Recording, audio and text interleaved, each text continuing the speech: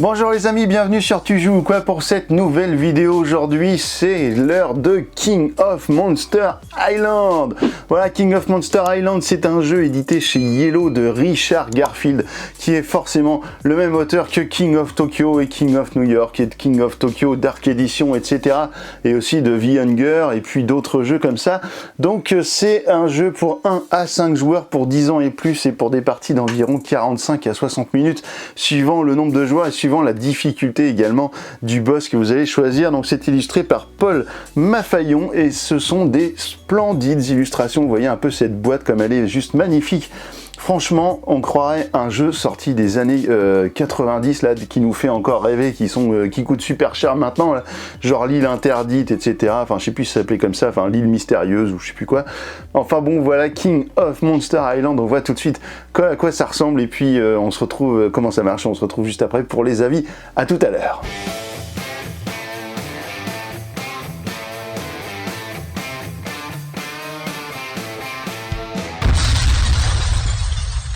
Voici donc le sublime matériel de King of Monster Island. Alors vous voyez ici l'île des monstres, vous allez avoir un grand volcan. Alors évidemment c'est vu du dessus, mais en gros voilà à quoi correspond le volcan. Je vais essayer de vous le montrer comme ça. Voilà, on a cette grande pièce, 2 pièces de plastique avec ce carton là. Le volcan, il est juste incroyable, ça rappelle des vieux jeux des années 80, voilà, donc c'est vraiment trop cool. On a donc notre île avec le volcan, on a un boss, voilà, qui est ici. Alors vous avez 3 boss dans la boîte, ici c'est le premier boss. Vous avez des monstres qui sont juste ici, j'en ai pris 2 dans la boîte. Alors à savoir que ces monstres là, évidemment, ils viennent avec des petites tablettes comme dans King of Tokyo, et donc vous allez pouvoir les utiliser dans King of Tokyo, c'est ça qui est génial. Et donc vous avez des nouveaux monstres. Donc ici nous avons Pagura, ici Megamode, voilà l'espèce d'abeille comme ça, papillon. Et donc nous allons travailler en coopération pour essayer de défoncer le vilain boss qui est là, qui s'appelle le Crystal Dragon. Alors les monstres boss, hein, les plus gros, viennent avec du renfort qui seront représentés par ces petits jetons ici que l'on va appeler des mignons. Voilà, ça s'appelle comme ça dans le jeu, c'est des mignons. Alors, rien à voir avec les petits mignons jaunes là, machin. Là, ce sont de vilains mignons tout noirs, dégueulasses, qui vont vous tabasser ou protéger leur boss, ou bien mettre des cristaux, puisqu'en fait vous allez avoir différentes façons de perdre la partie. Si vous avez des petits cristaux comme ceci qui vont arriver en cours de jeu dans ces emplacements, je vous reviendrai dessus après. Donc lorsque vous avez 3 petits cristaux sur un territoire complet comme ça, et bien les 3 s'en iront, et alors vous aurez un grand cristal comme ça, un pylône qui sera placé juste ici sur cette zone là, sur une des 2 zones que vous choisirez. Bien sûr, vous pourrez avoir un deuxième pylône sur la zone qui sera ici réservée au soutien, avec des petits bateaux qui sont là. Je vais vous expliquer comment vous allez les récupérer. Et donc forcément, vous ne pourrez plus avoir de soutien dans ces zones-là. Et si vous avez les 3 pylônes qui arrivent en jeu, eh bien, vous avez perdu la partie. Vous avez également perdu la partie si l'un d'entre vous meurt au combat. Alors, on retrouve des cartes comme dans King of Tokyo que l'on va pouvoir acheter avec des points d'énergie. Donc ça change pas. Voilà. Alors par contre, ces cartes-là ne seront évidemment pas compatibles avec le jeu de base, puisqu'en fait, ils sont vraiment, ils ont vraiment des pouvoirs destinés à ce jeu-là. Donc vous allez avoir des petits cubes verts comme dans le jeu King of Tokyo, où vous allez pouvoir donc récupérer ces cubes d'énergie. Alors vous avez aussi des petits tokens de valeur 5 et 10 je crois dans la boîte. Donc ici ce sont des petits navires de soutien, je vais y revenir après. Ici nous avons des fiches de soutien également. Alors ce sont des fiches que vous allez pouvoir débloquer grâce aux points de pouvoir que vous allez gagner ici. Alors dans King of Tokyo il fallait arriver à 20 points de victoire, et bien ici ce sont des points de pouvoir qui vont vous permettre de faire évoluer votre personnage pour d'être de plus en plus puissant. Mais sauf que le boss également va être de plus en plus puissant avec des points de pouvoir également. Il aura un pouvoir qu'il aura d'office, qu'il va déclencher à chaque tour, et il va gagner des pouvoirs comme ceci au fur et à mesure de la partie. Alors les fiches qui sont ici, vous allez en prendre le nombre par rapport au nombre de joueurs, plus une. Donc là pour 2 joueurs vous allez en prendre 3, et elles ne seront pas disponibles dès le début. Par contre, lorsque vous aurez au moins une étoile de pouvoir, et bien vous allez en choisir une qui va vous accompagner pendant le reste de la partie. À savoir que au dos de ces cartes là, et bien toutes celles qui ne joueront pas, vous avez une magnifique aide de jeu qui va être très utile pendant la partie. Donc ça c'est super cool. On va retrouver évidemment nos dés pour pouvoir tabasser notre boss, et le boss aura également des dés qui seront les dés rouges ici. Alors que veulent dire les dés? Voilà, vous avez des nouvelles faces. Alors ici vous avez un cœur que vous connaissez déjà, vous avez la baffe que vous connaissez déjà, et vous avez également, je vais trouver, voilà, la petite énergie que vous connaissez déjà également. Donc ici nous avons des petites clés à molette. Alors les clés à molette, qu'est-ce que ça va faire? Et bien lorsque vous aurez fait une combinaison de 3 clés à molette, et bien qu'est-ce qui va arriver? Vous allez prendre un soutien et vous allez le placer par exemple pour 3 clés à molette dans l'emplacement 3, ou si vous arrivez à avoir 4 clés à molette, et bien vous allez placer dans l'emplacement numéro 4. Et qu'est-ce que ça va vous apporter? Eh bien lorsque vous allez être dans la zone en question, vous allez pouvoir gagner un cube d'énergie et activer donc ce soutien, et là par exemple vous allez gagner un cœur. C'est comme si vous aviez un dé de cœur de plus lors de votre lancer, donc ça c'est vraiment très sympa. Alors à savoir que les soutiens, lorsque vous utilisez, eh bien ils sont retournés et vous pourrez les réactiver gratuitement lors d'un prochain passage, il n'y aura pas de problème. Qu'est-ce qu'on a encore comme nouveau logo sur les dés? Eh bien on avait des petits pieds. Voilà, alors les petits pieds, eh bien c'est un peu comme les baffes, c'est-à-dire que vous pouvez donner des coups de pied, donc vous pouvez taper avec une force de 1 sur un adversaire, à savoir que dans ce jeu la baffe compte pour 2 points de combat. Donc si vous avez une baffe et un pied, vous pouvez taper pour une valeur de 3, soit les minions, soit le boss, à savoir qu'évidemment vous devez toujours éliminer les minions avant de pouvoir atteindre le boss, puisque les minions protègent leur boss incroyable. Les petits pieds servent également à des déplacements. À chaque fois que vous allez vouloir passer d'une zone à l'autre, vous allez utiliser un pied. Alors il y a parfois des cartes qui vont vous permettre d'avancer par exemple de 2 cases avec un pied, donc ça c'est chouette. Donc j'utilise un pied, je me déplace d'un. Et si par exemple je suis dans la même zone qu'un autre joueur, eh bien, grâce à mon pied je peux aussi donner un petit coup de pompe au cul et le déplacer pour amener un autre joueur sur la case d'à côté par exemple. Donc ça c'est possible aussi. Donc voilà, ça c'est vraiment très utile, les pieds, vous allez vous en servir tout le temps dans le jeu. Et alors il reste également l'étoile. Et bien l'étoile, ce sera votre moyen de gagner des points de pouvoir, et vous allez voir que cette étoile peut également supprimer des dés, enfin enlever des dés du boss sur le plateau, et vous faire gagner en même temps des points de pouvoir. Mais on va voir que effectivement vous enlevez des dés, mais ils reviennent au tour d'après, donc peut-être qu'ils reviendront sur un lancer qui sera moins arrangeant pour vous. Alors les dés sont au nombre de 10, mais à chaque fois que vous allez les lancer, eh bien vous allez en prendre 6, donc il en restera 4. Les 4 vous allez les laisser de côté, et lorsque vous allez lancer des dés par exemple, eh bien vous pouvez très bien laisser pour les copains suivants des dés dans les emplacements qui leur sont réservés sur le plateau. Dans chaque zone, vous aurez 3 emplacements de dés que vous allez pouvoir stocker pour les utiliser à un autre moment. Ce qui fait que là, par exemple, si lors de son lancer, le joueur met 2 dés avec une clé à molette ici pour pouvoir faire venir un renfort grâce à une troisième ou quatrième clé à molette d'un prochain tour, eh bien il n'aura plus que 4 dés pour la suite. Donc en fait, lorsque vous allez reprendre les dés de combat pour le joueur suivant, vous allez reprendre dans la réserve afin de compléter. Et cela va vous permettre de pouvoir laisser des dés un petit peu partout comme ça. Donc évidemment, s'il n'y a plus de réserve, vous allez avoir moins de dés à lancer. Donc ça, méfiance avec ça, il faut essayer de le faire intelligemment. On va passer aux dés du boss, puisque vous avez ici les dés rouges. Alors vous allez prendre le nombre de dés rouges indiqués ici sur la fiche du boss, à savoir que ce cristal dragon est double face, et que le côté rouge est forcément plus difficile que le côté bleu. Voilà, alors vous aurez ça sur les 3 boss, donc vous avez un vrai challenge dans ce jeu là. Alors qu'est-ce que vont nous donner les dés? Eh bien le petit logo avec un petit bonhomme avec un gros œil comme les petits mignons, et ben vous aurez compris, c'est des mignons. Donc à chaque fois que vous allez avoir ce dé, bien vous allez tirer dans le sac qui est juste ici des mignons, et vous allez les ajouter dans la zone sur laquelle il y avait le dé au moment où le boss va l'activer. Ici, le petit cristal, eh bien, vous allez prendre un cristal dans la réserve et le placer juste ici, par exemple, si le boss est là, dans un emplacement réservé. Et enfin, le troisième logo pour le boss, eh bien, ce sera la petite étoile qui va lui faire gagner du pouvoir pour augmenter sa puissance et donc avoir des fonctions supplémentaires, des pouvoirs supplémentaires. Alors lors de la mise en place, vous allez pouvoir mettre les petits monstres ainsi que le boss où vous voulez, à savoir que par contre il n'y a de la place que pour un monstre à chaque fois par case. Donc dès au début du jeu, vous ne pouvez pas être plusieurs dans la même case, c'est interdit. Vous allez ensuite prendre 6 petits mignons dans la boîte et commencer dans le sac, et commencer par remplir la case du boss, et vous allez tourner comme ça pour remplir toutes les cases. Alors à ce moment-là, vous allez pouvoir commencer la partie, et ce sera donc au premier joueur que vous allez déterminer entre vous qui va commencer, et donc vous allez avoir la phase du boss et ensuite la phase du joueur. Donc chaque joueur à son tour va faire la phase du boss et la phase de son joueur. Donc là, pour la phase du boss, eh bien qu'est-ce qui va se passer? Vous allez activer le pouvoir du boss. Alors tout ça, je ne l'invente pas, c'est marqué ici dans votre petite tête de jeu. Donc vérifiez les pouvoirs actifs du boss. Ensuite, on va lâcher les dés libres, déplacer le boss, activer les minions, activer les dés, et ce sera enfin à votre tour de jouer.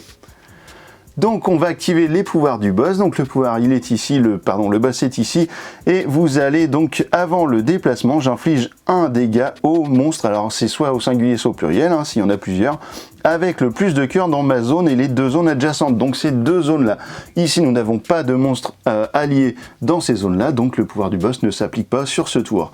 Ensuite on va prendre les dés libres. Alors les dés libres, c'est tous les dés qui ne sont pas sur le plateau, donc en l'occurrence au début, et ben c'est tous les dés, et on va les mettre hop dans le petit volcan. Alors tous les dés qui sortent, on les rejette. Et bah dis donc, décidément tout va au même endroit. Hop, et voilà, il y en a un qui est arrivé chez le boss. Et bien vous allez maintenant pouvoir passer à la phase suivante, donc le déplacement du boss. Le boss va se déplacer vers l'endroit où il y a le plus de dés dans une zone adjacente. Donc vous allez regarder la zone ici, la zone où il est et la zone ici, et vous allez déplacer le monstre dans la zone où il y a le plus de dés. Alors il faut savoir qu'ici donc nous avons 4 dés, ici nous n'en avons qu'un, ici il n'y en a pas, donc le monstre va rester ici. Si vous deviez définir la zone dans laquelle devrait se déplacer le boss, s'il y avait autant de dés d'un côté que de l'autre, et bien vous regarderiez à ce moment-là combien il y a de minions. Il se déplacera toujours là où il y aura le plus de minions et de dés. Donc en l'occurrence, le boss va rester ici et il va activer les minions qu'il a dans sa zone, donc celui-ci. Alors la particularité de ce minion, c'est qu'il envoie un boulet, une boule de feu sur tous les monstres, n'importe où sur le plateau, dans n'importe quel endroit du plateau. Donc vous allez enlever immédiatement un point de vie à vos deux monstres. Voilà, ça c'est ce mignon. Alors pour information, donc il a un point de vie. Celui-ci va être une protection, c'est comme un bouclier. Il y a un ordre de priorité sur le désengage de minions. Et bien celui-ci sera toujours le premier. Ensuite vous choisirez entre les autres. Donc celui-ci aura 3 points de vie. Celui-ci va toujours vous infliger un coup lorsque vous êtes dans la zone en question où il y a le boss et ce mignon. Et celui-ci, lorsqu'il sera activé par le boss, va installer un petit cristal sur un emplacement de dés. Alors je vous disais tout à l'heure qu'il y avait des dés qui peuvent être placés comme ça, par exemple ici, en attente. Et bien si on doit installer un cristal, et bien on enlève un dé. Donc vous enlevez un dé, l'emplacement n'est plus disponible et le dé retourne dans la réserve. Ensuite, nous allons activer le dé ou les dés qui seront dans la zone du boss. Et bien, du coup, vous allez activer celui-ci. Donc là, vous allez tirer au sort un mignon dans le sac. Hop, on le prend, on le met. Alors, il n'est pas activé, il sera activé sur un prochain tour. Et vous allez donner un point de pouvoir à votre boss, voilà, qui va devenir de plus en plus puissant au fur et à mesure des tours. Donc le dé s'en va du plateau puisqu'on a appliqué ses effets. Il devient donc dé libre pour le prochain joueur. Vous avez compris maintenant comment ça va se passer au niveau des dés qui seront libres. Et bien lorsque vous allez par exemple faire venir le boss ici, que vous allez activer les 4 dés, et bien les 4 dés vont sortir et vont devenir donc des dés libres pour le boss sur le prochain tour. Viendra ensuite le tour du monstre. Alors le monstre, eh bien lui, il va prendre 6 dés parmi la réserve. Donc je vais mettre les dés juste ici. On va prendre les 6 dés et comme dans King of Tokyo, eh bien ça va être la même chose. Vous allez lancer les dés, vous aurez un maximum de 3 lancers en gardant ce que vous voulez. Donc le cœur par exemple, c'est pas la peine au début. Ici vous pourriez garder des clés à molette, ça peut être bien. Les petits éclairs pour obtenir de l'énergie, l'étoile pour obtenir un point de pouvoir. Tiens, on va garder l'étoile et puis les 2 clés à molette. Allez, hop. On continue. Ici, on a de quoi se déplacer et on a de quoi baffer. Et ben, on va essayer. Ben voilà, super. Et ben écoutez, j'ai réussi à avoir une autre baffe, donc à savoir, je vous rappelle que les baffes valent 2 points de combat et les pieds valent 1 point de combat. Donc qu'est-ce que je vais faire? Eh bien je vais tout de suite prendre mon point de pouvoir, donc c'est ce personnage là, c'est Pagura, je prends 1 point de pouvoir et là aussitôt je peux aller regarder ici pour choisir ma fiche de personnage qui va m'accompagner pendant toute la partie. Donc je vais prendre par exemple, allez hop, les forces spéciales. Donc Pagura aura les forces spéciales avec lui tout le long de la partie. Donc grâce à ce point de victoire, eh bien vous allez pouvoir infliger un dégât de plus lors d'une attaque durant votre tour. Donc là où je mets un dégât, eh bien je peux en mettre 2, donc ça c'est chouette. J'ai utilisé ce dé, je le remets dans la réserve. Les 2 qui sont juste ici, on va voir. Alors du coup je vais me déplacer, donc j'utilise le pied, hop, je me déplace dans la case d'à côté. Alors normalement ils ne prennent pas autant de place que ça, ils sont sur des socles en plastique comme dans King of Tokyo, mais là pour la vision du dessus évidemment c'est plus facile. Donc il arrive ici et il va mettre 2 dés ici pour le prochain joueur qui passera par là, pour essayer de peut-être faire venir un bateau en renfort.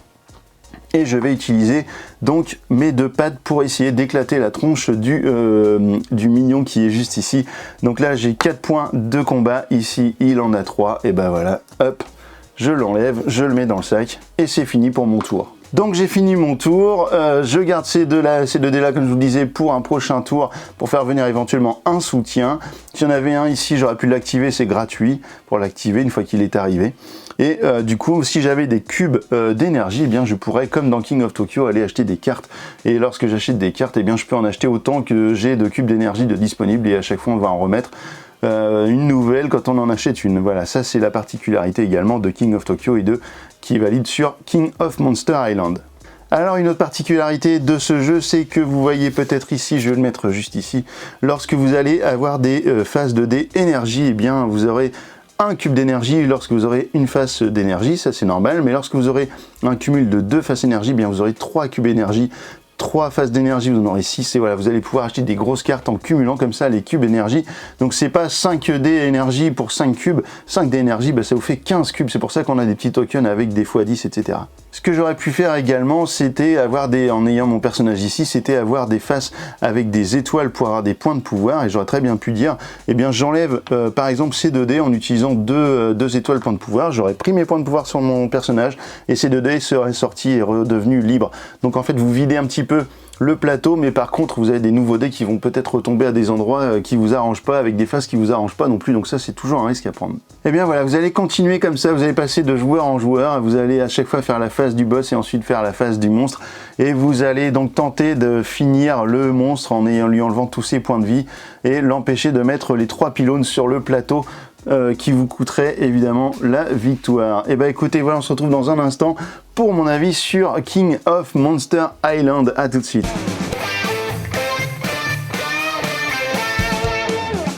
Et bien voilà, vous avez vu maintenant à quoi ressemble King of Monster Island, vous avez vu un petit peu le matériel qui est sublime, ça franchement direct, je vous le dis, le matos il est juste mortel.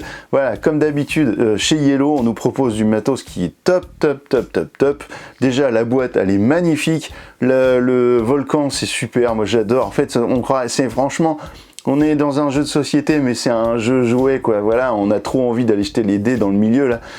Presque, il me manquerait presque un petit bruitage, voilà, comme on aime bien, genre de petit truc, un petit bruitage qui fait quand les dés passent et tout, de lave et tout ça, ça serait trop cool d'avoir ça en plus. Mais sinon, voilà, le matos est vraiment à la hauteur du jeu, comme dans King of Tokyo, etc. Donc on retrouve des personnages, on a des personnages en plus qui sont jouables dans King of Tokyo, vous pouvez les prendre et tout, c'est super bien. Vous pouvez jouer avec vos personnages de King of Tokyo dedans.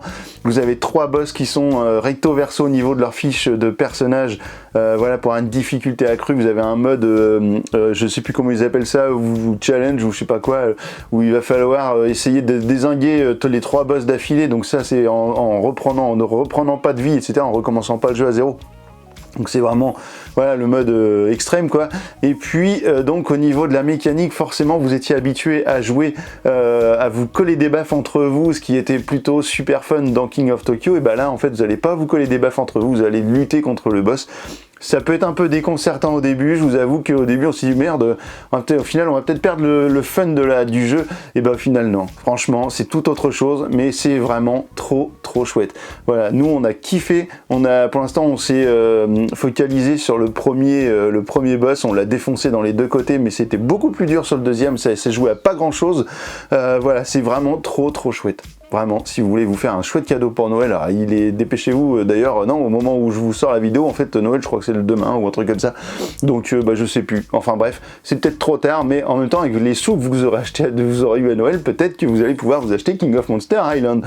Et bah, écoutez, voilà, moi, j'ai rien de négatif à dire sur ce jeu, c'est vraiment que du bonheur, c'est que du plaisir, vous avez du matos super, vous avez un jeu super, la mécanique, ça marche super également, alors, donnez quand même la fiche du boss à quelqu'un qui a l'habitude de jouer pour essayer de se rappeler un petit peu de tous les pouvoirs qui se cumulent au fur et à mesure, mais le jeu est suffisamment bien fait pour que ça soit pas trop compliqué, parce qu'évidemment si vous donnez ça peut-être à un enfant ou un truc je vais dire un truc comme ça, un enfant, un truc, non mais alors un enfant qui n'est pas trop habitué, etc., forcément il va peut-être galérer, oublier des choses, donc mettez bien quelqu'un qui connaît parfaitement le jeu pour gérer le boss, les pouvoirs du boss, et puis après tout se passera bien, vous allez voir, vous allez forcément vous marrer autour de King of Monsters Island. Et bah écoutez, maintenant que vous savez tout, et bah alors, tu joues quoi?